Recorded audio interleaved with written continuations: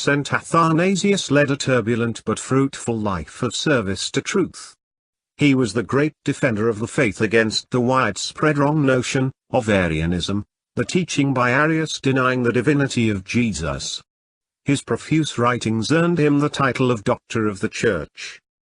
He was born in a Christian family in Alexandria, Egypt, and received a classical education. Athanasius became secretary to Alexander, the bishop of Alexandria, became a priest and was eventually ordained a bishop. His predecessor, Alexander, had been an outspoken critic of a new movement gaining momentum in the East, Arianism. When Athanasius took office as Bishop of Alexandria, he continued the fight against Arianism. At first, he thought that it will be possible to contain Arianism easily. Using his bishop's power he condemned it. In those days political leaders had a great say in church matters. The Council of Tyre was called, and for several reasons that are still unclear, the Emperor Constantine exiled Athanasius to northern Gaul. This was to be the first of the many exiles he had to face.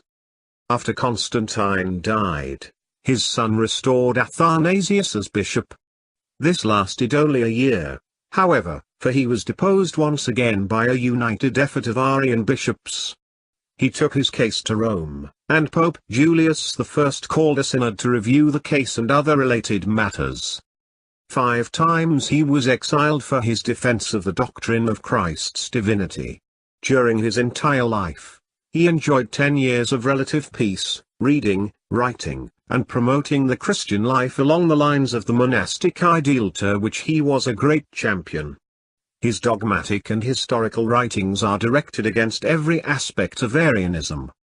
Among his ascetical writings, his Life of Saint Anthony achieved great popularity and contributed much to the establishment of monastic life throughout the Western Christian world.